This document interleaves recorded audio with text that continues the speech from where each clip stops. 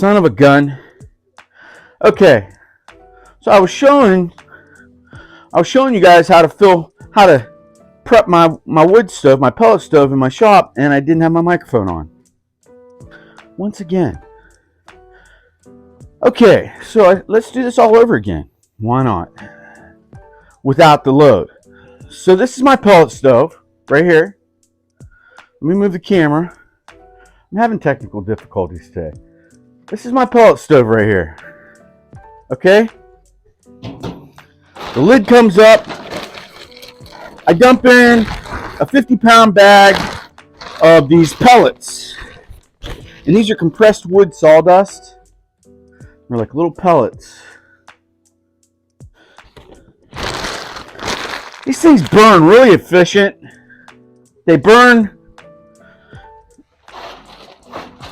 plenty to keep you warm and blow warm heat out of here. This unit doesn't get super hot. You can touch it.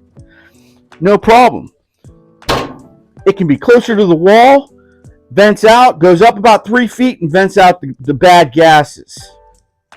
In here, this is electric too. So it runs an electric auger that feeds the pellets down into the tray in here, which sends air and spark and lights your fire. It keeps a continual a bit of air, and then also pushes the heat out this way. There's a digital panel over here. I got it set on 1 because we're still in the fall. I used my Kubi knife. I used my Kubi knife to open the bag to fill the hopper. So now I got, this will take a little bit of time. It'll fill that little tray in there. Constantly blowing heat, not heat, but air and a little bit of spark onto those little capsules, pellets, and then they'll combust into flame, and then it steady feeds that flame. This opening in here, look right here, it's filling up right now. This will fill up with carbon and ash, and you just got to empty it on occasion. And that heats this whole room real nice. Works good. I like it. So there's that. Now we'll get the heat going. I'm just going to leave my vest on.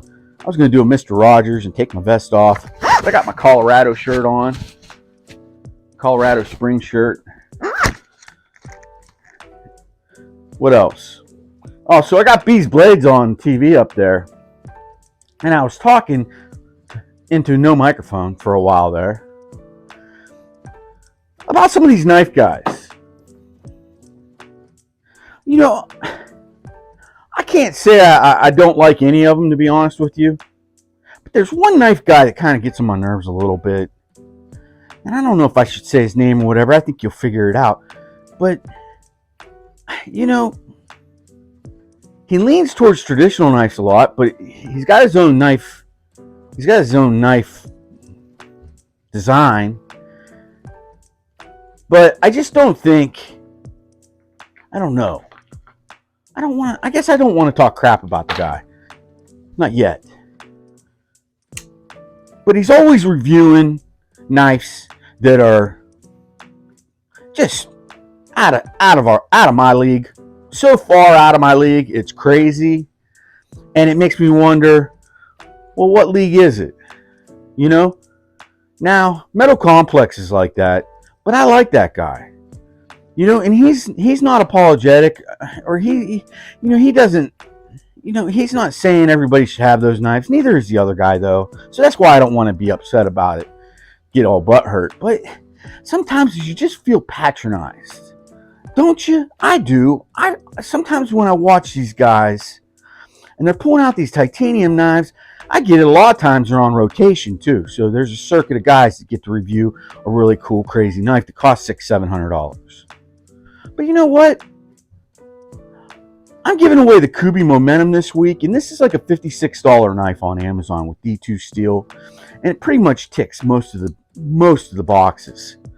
Okay, let's get real, guys. You don't need M390. You don't need Magna Cut. You don't need Crew Wear. You don't need S35VN. You don't need CPM 20CV. You don't need them.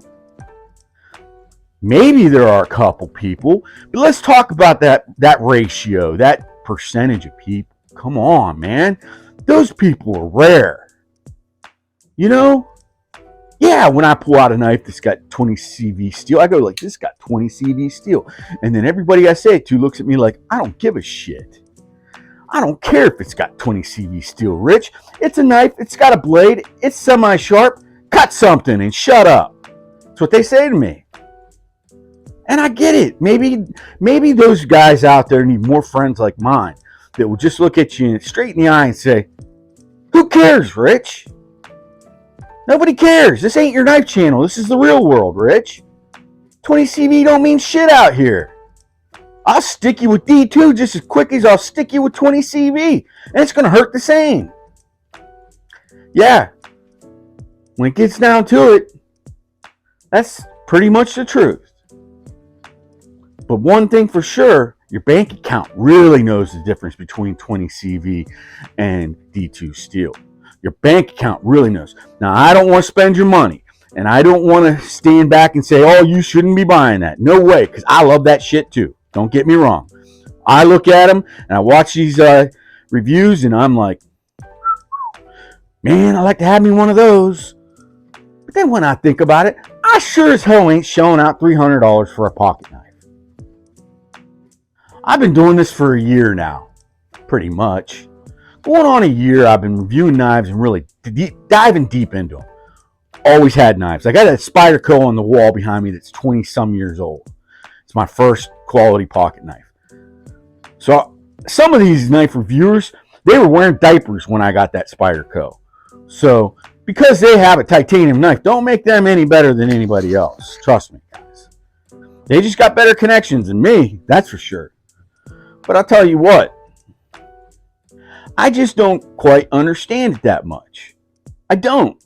You know, I guess if I hit the lottery and I won a lot of money and I was a millionaire, you say, Dick Richey, what kind of car would you buy?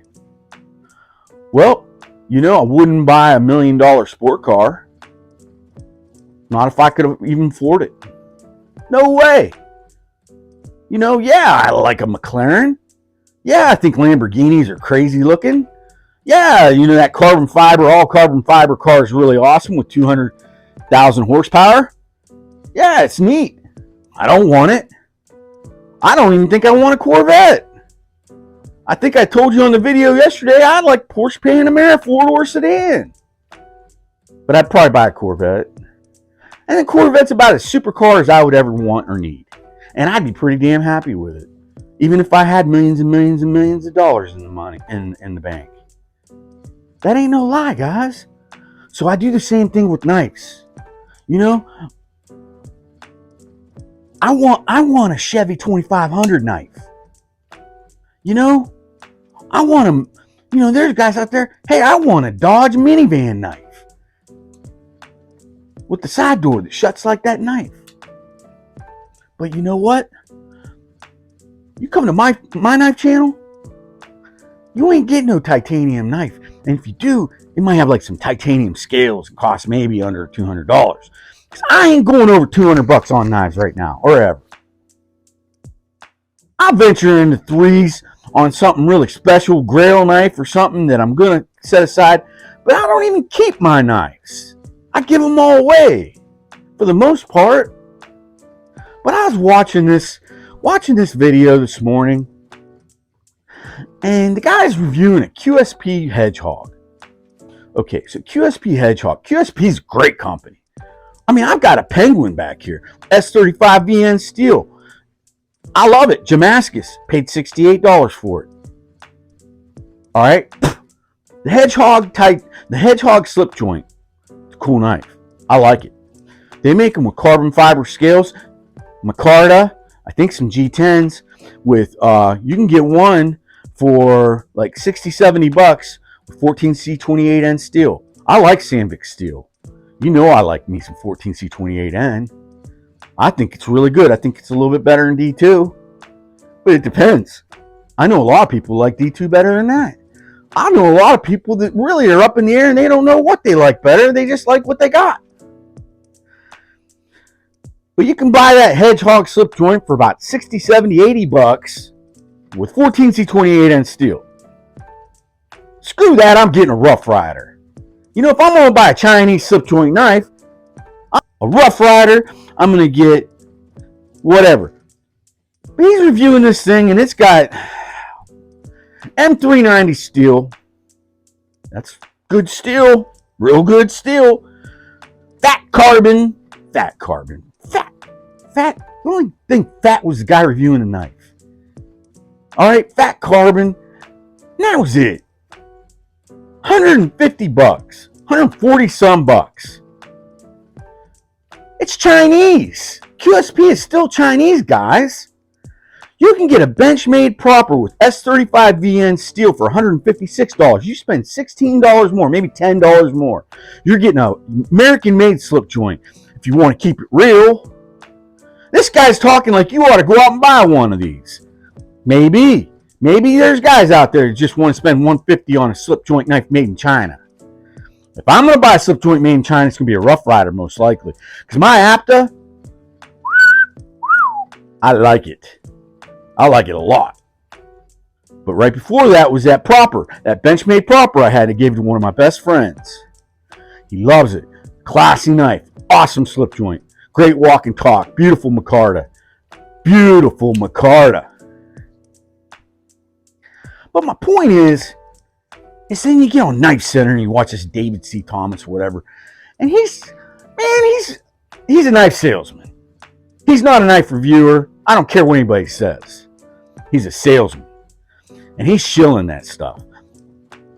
If I'm shilling something, I'm probably joking more than anything, knowing that you probably aren't taking me that serious in the first place about getting a certain knife. And if I'm shilling it, it's probably a $12 14C28 Steinbrock. Assisted opening, Ken Onion knockoff, something stupid like that. And I'm half serious.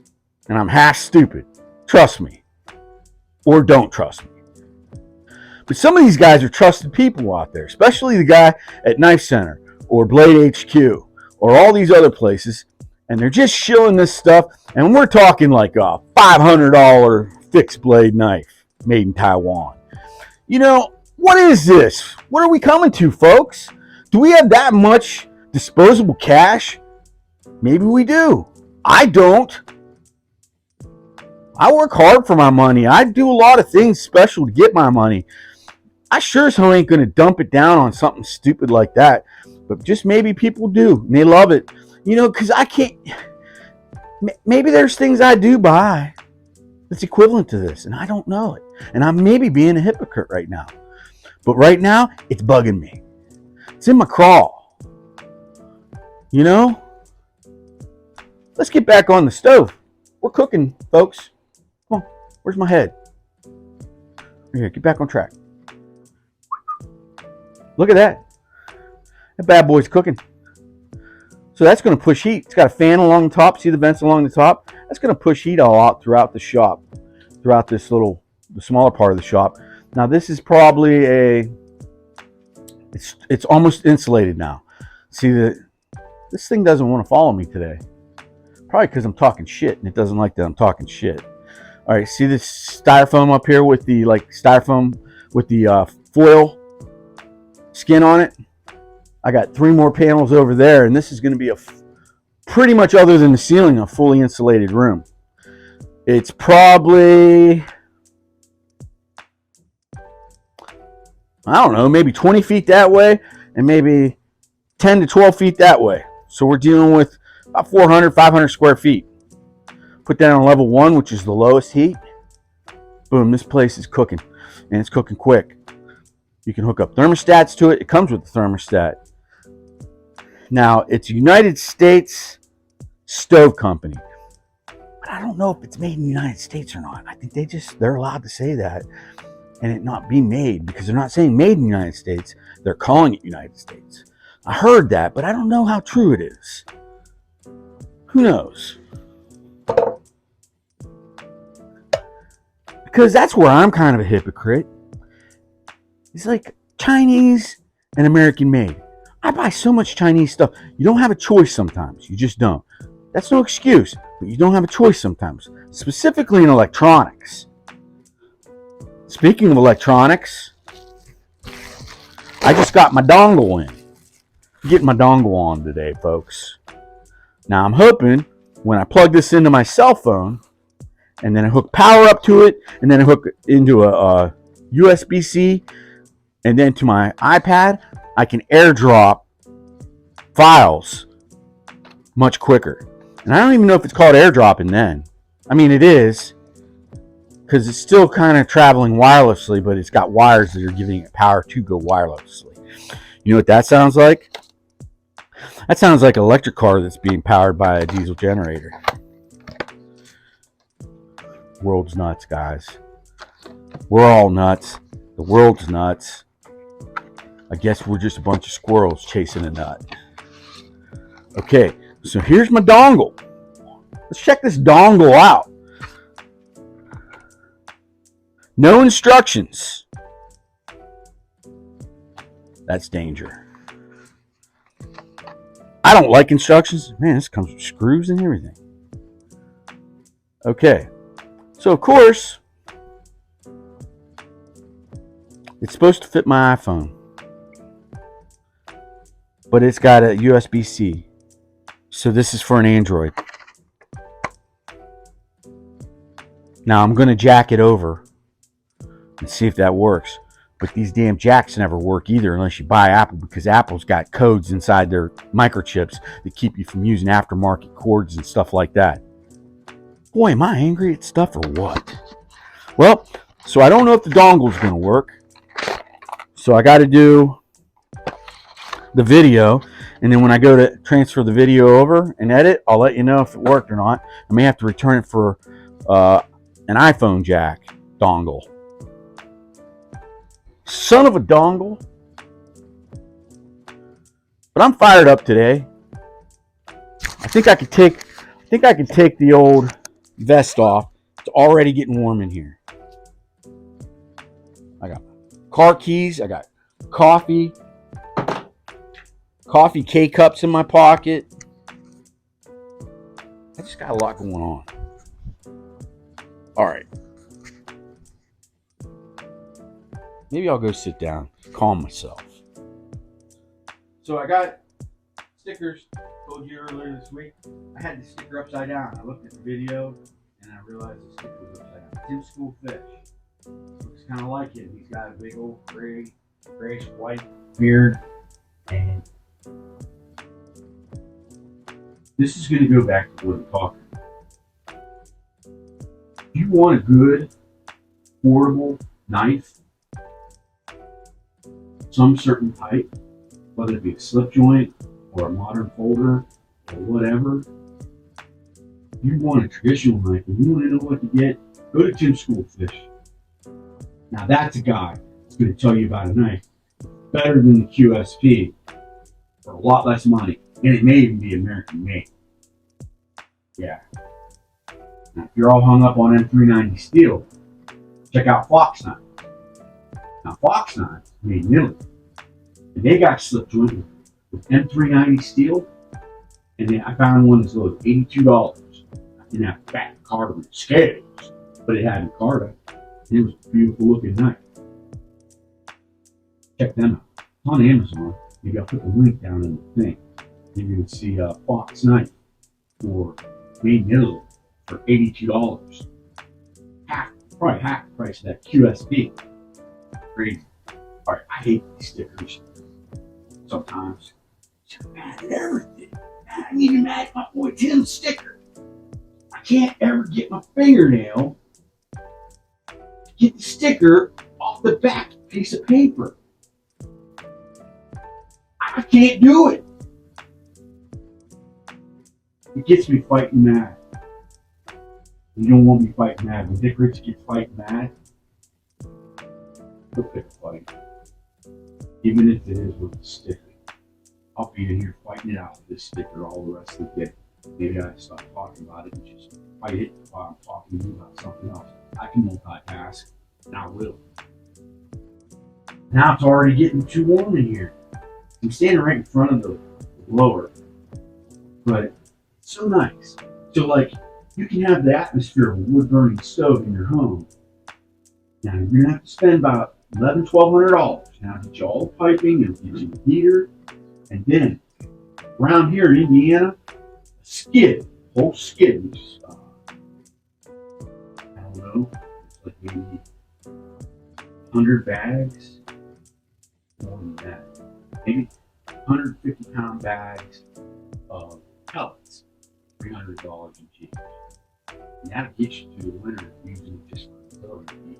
If you're using it for primary heat, you need 2 or 3 skids. It all depends on the size of your space, size of your heater, and the temperatures outside where you live. Those are all variables you gotta calculate in to your little heat equation. But I got it started.